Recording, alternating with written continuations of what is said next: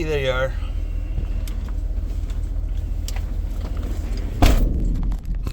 Oh, my shirt got caught in the door. Homework. Alright. So, what made you so uncomfortable about that? I don't know. I mean, one of the first things I thought was like, being sexually immoral isn't it's the main reason that pregnancy happens, but I'm like... 99% of it. I know. If I got raped, would you force me to carry the child? I wouldn't force you to do anything, but I would encourage you to not become a murderer. See, I would want to help you know the value of what is in, that you're carrying, whether you were raped or not. No, two wrongs don't make a right. Just because somebody committed a terrible, heinous act doesn't make that innocent baby guilty. You know what I mean? Mm-hmm.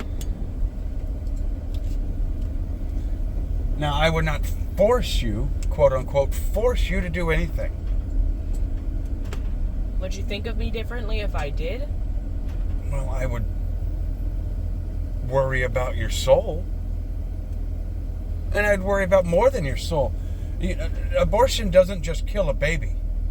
It kills a piece of the person who does it. A portion of their soul, a portion of their humanity is gone. And they don't realize the cost of that until after it's done. And so they either repent and feel terrible about what they've done, or they go all in with the darkness and they just don't care anymore. And then you see them get extremely radicalized.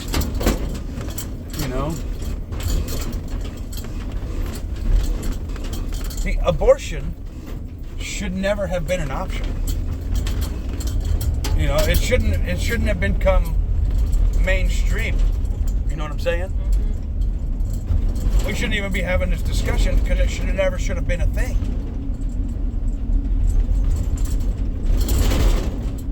And it is important to realize how it became a thing.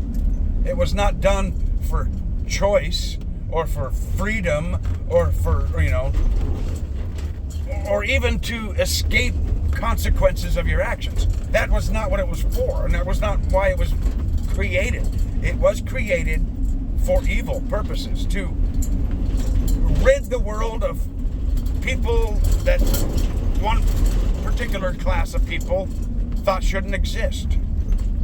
Like remember we talked about Margaret Sanger, mm-hmm. And I educated you. Woo, man! I didn't. Huh? I didn't see one. Oh, that car opened their door and almost hit me. Oh. I educated you on Margaret Sanger and eugenics. Mm-hmm. That's where abortion comes from. That ideology. It's evil ideology. It is literally against God. Purposefully. It wasn't by accident.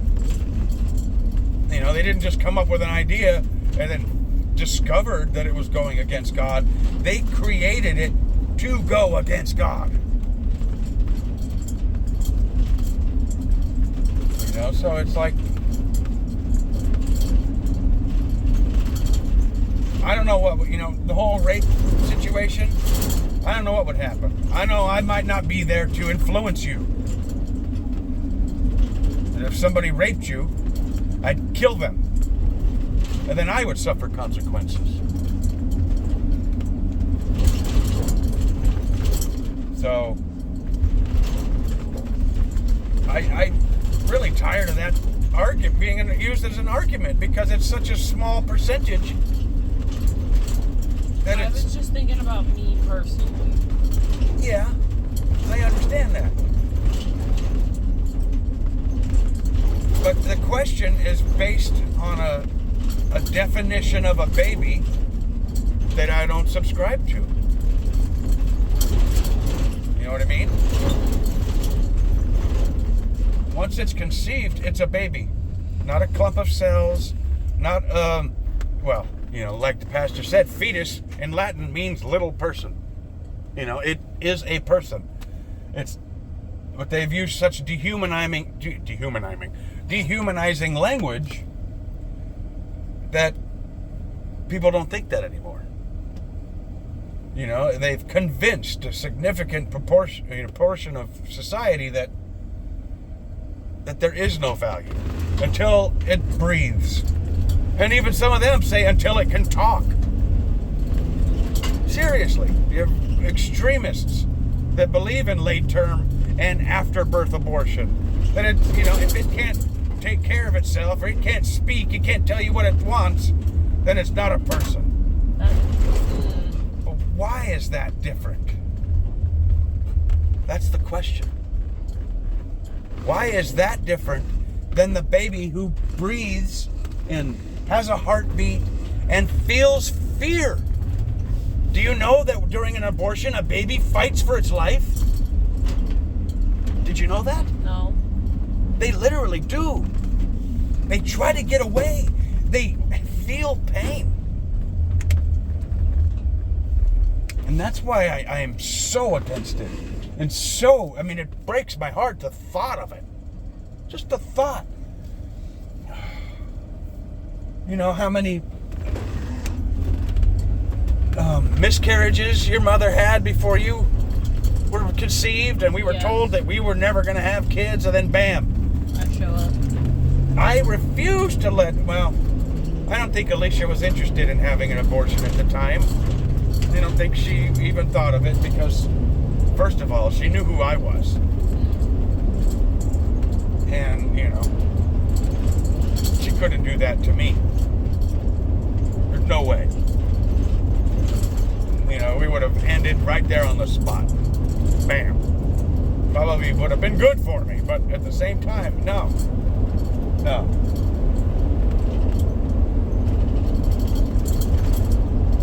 So I even named you after my grandma.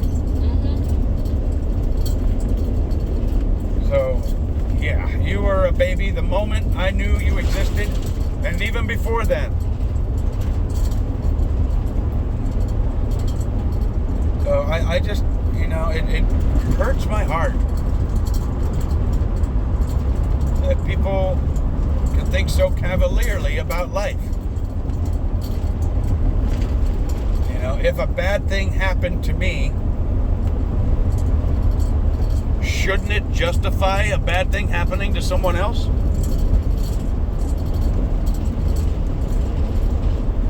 Does that make sense? Does that question even compute? My brain's not processing it, I'll be honest.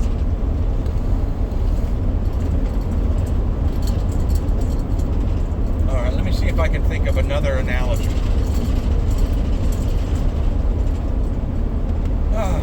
That's a tough one, though. It's... The concept for me is simple. A life is a life, and nobody has the right to take another one. Even if a guy raped you and I murdered him with my bare hands, I deserve to be punished for that.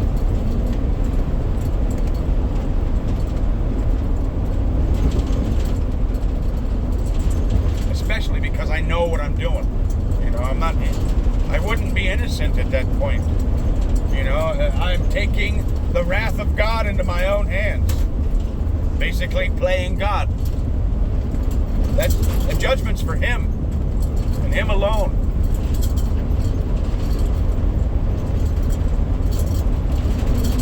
So yeah, that was a good sermon. I really liked it. I want to go back there.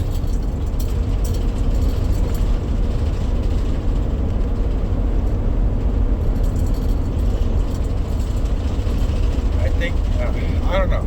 I'll think about it. I'll pray on it and I'll think about it. But these topics shouldn't be ignored. They're important topics. And I apologize if they make you feel uncomfortable.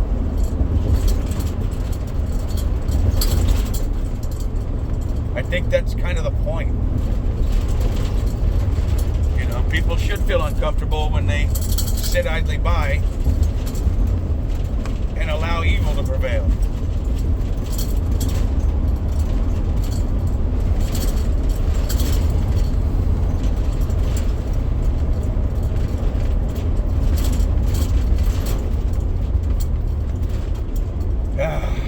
Tough one.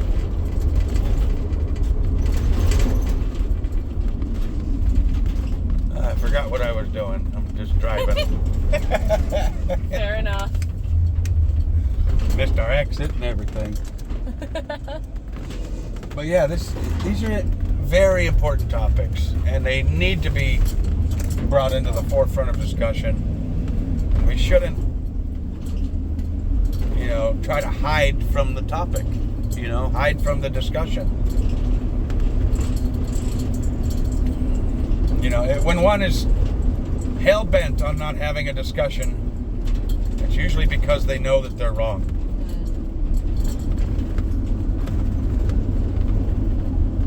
Can you agree with that? I guess so, yeah. Huh? I said I guess so, yeah. Seems pretty obvious to me, but it doesn't to everybody. It's not obvious to everyone, and that's because so many people refuse to have the conversation. They refuse to broach these delicate, sensitive topics. Oh, I just realized where I want to go. Just realized where I want to go. I haven't taken you there yet. Oh? You will be pleased. Ooh. We will have breakfast. I wasn't sure I was going to go. Well, I mean, to be honest, kind of hurting having this conversation with you. It breaks my heart. I'm like, I don't know if I would ever actually have one, but the thing is, like, I wouldn't. Then again, I don't think, like, it's all what's the word? Speculation. Yes, it is hard. I don't know what I would do in that situation. Yes. But, like, I know foster cares, most of the time the parents are just doing it for the money, so they don't treat the foster kids very well. But I know if it was anytime soon, I would not be physically, mentally, or financially able to take care of a child. Well, so then it's like don't. Then give it up for adoption. Give them up for probably a worse life? No. Look at Diesel. Diesel was adopted. I said probably. But you're gambling. I know. It's a gamble no matter what. Well, no, you're not. You're not gambling no matter what. One choice, they have a choice. They have a chance. The other one, they don't. Adoption is a gamble no matter what. No. Giving the kid Adoption is a choice. Adoption is a choice for the kid to survive. Mm-hmm.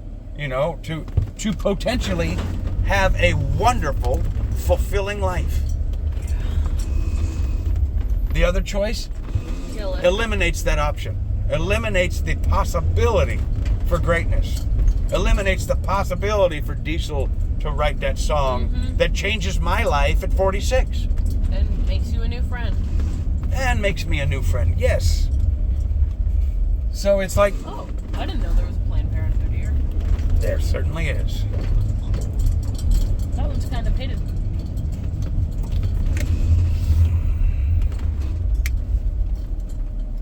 Oh, is it the Bailey?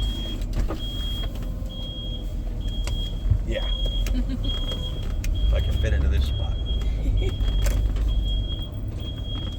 Planned Parenthood parking only.